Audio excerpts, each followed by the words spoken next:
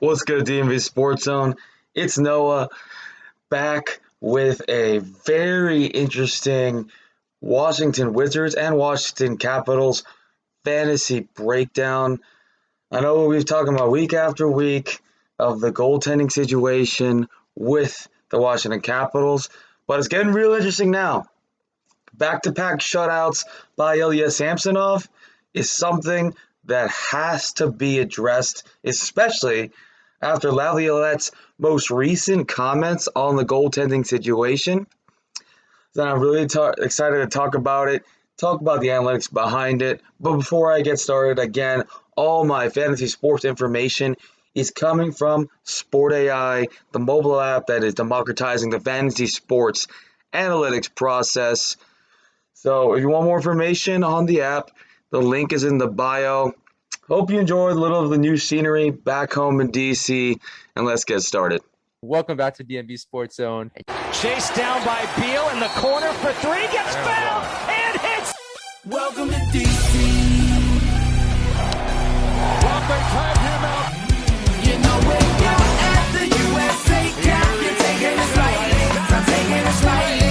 Now how you gon' act on you gon' be right back. When we gon' be right here. We gon' be right here. We ain't going nowhere. Welcome to DC. DC, the home of Chuck Brown. Oh, you don't know the sound? Well, let me break it down. So first things first, let's talk about the Washington Capitals. As expected, that's the interesting thing about the Capitals in terms of their fantasy outlook. Because they're a good team, you can kind of overlook that there's actually a lot of big changes that happen on the roster in terms of who was the fantasy relevant players. And I've talked about the goaltending situation in the beginning of this video, but let's also talk about some of the surging forwards. So I think we talked about Tom Wilson being a valuable member of this offense. That is starting to trend more and more.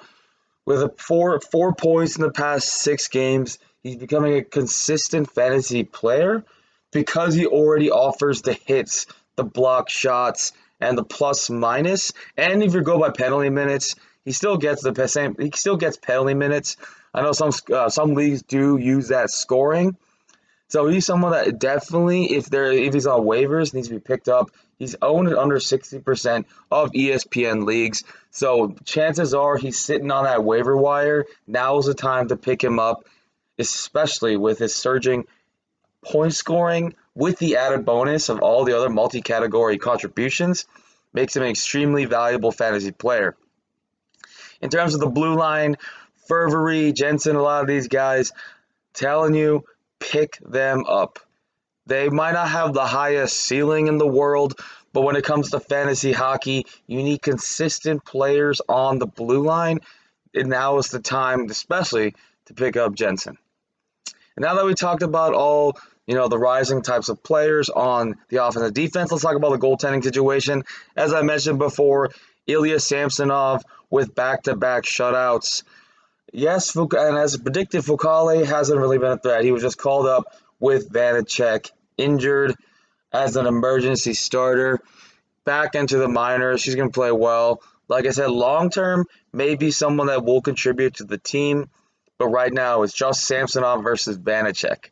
Most recently, Laviolette has said Samsonov has the hotter hand and maybe leading towards the future true number one goalie on this Capitals team.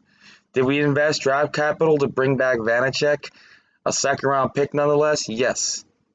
But at the end of the day, Samsonov was the first-round pick that the Capitals had selected back a couple years ago, meaning that the draft stock is too valuable for him not to get a longer look. With Vanacek especially giving up 4 goals against the Seattle Kraken on Monday night, this is the time to pick up Samsonov. There was a lot of struggles, so Samsonov is only owned in 55.8% of ESPN leagues, meaning he is readily available.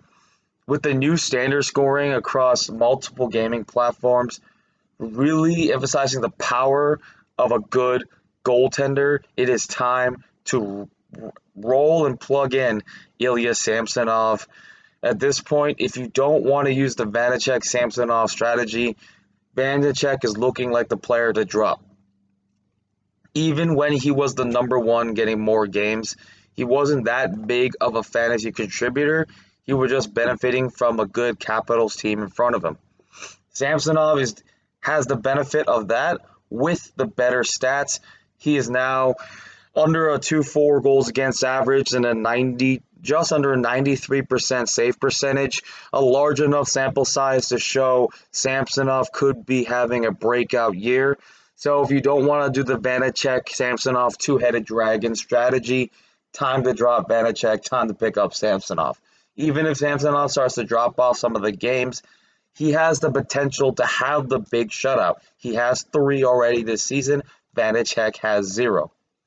So that is the situation with the goaltending.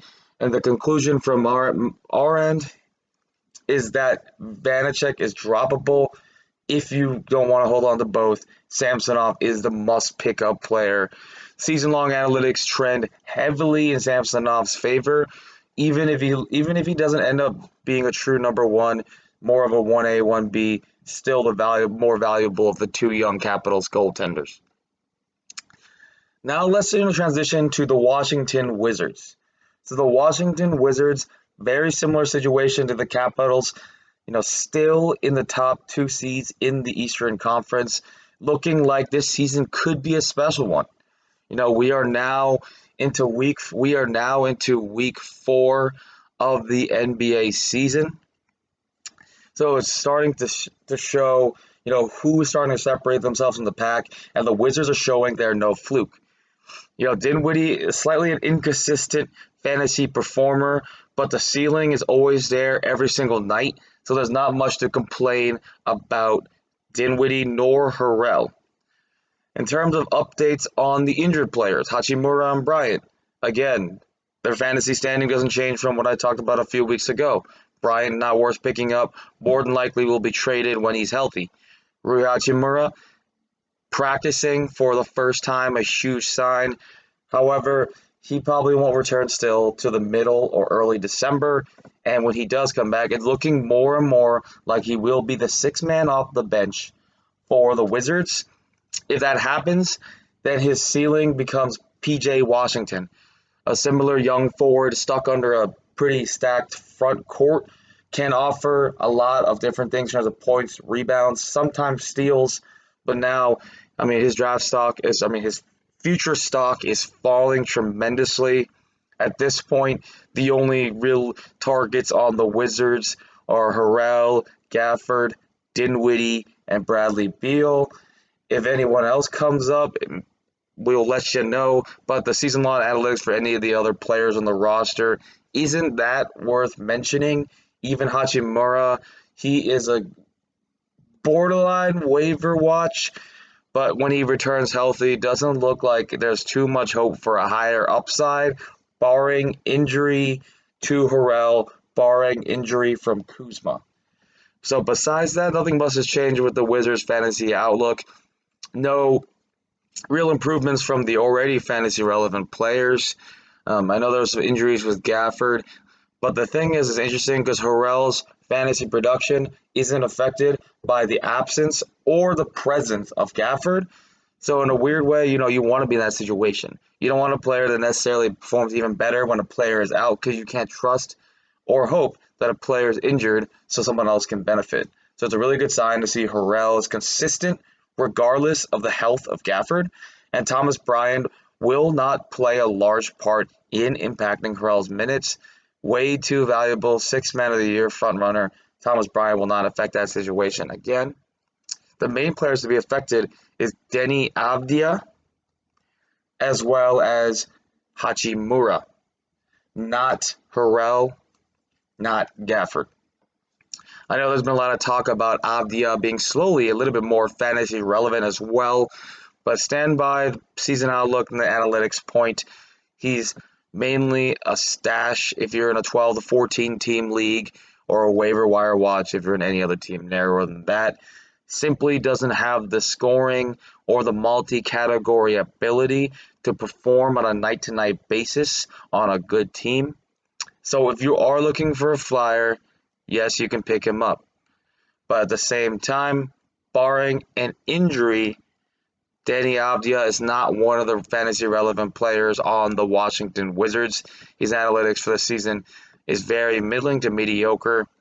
Again, it will take an injury to one of the fantasy relevant players for Avdia to rise in that discussion. So all in all is good in DC. Repping the Washington football team. We'll be talking about that more on Thursday, especially with a couple good matchups for both the Ravens and the football team coming this weekend. Thanksgiving football is the best time of the year, so it's going to be really relevant for your fantasy team. But let's save that for Thursday. That wraps up today's video. Would love to see your guys' thoughts and comments below, especially with the new goaltending situation. I know you're probably tired of me hearing about it, but it is something that we need to talk about. As you can clearly see, there is now finally a front runner in terms of the fantasy relevant situation. Samsonov looks like that winner. Again, this is Noah, DMV Sports Zone fam. I hope you have a great Thanksgiving, and I will see you on Thursday. Peace.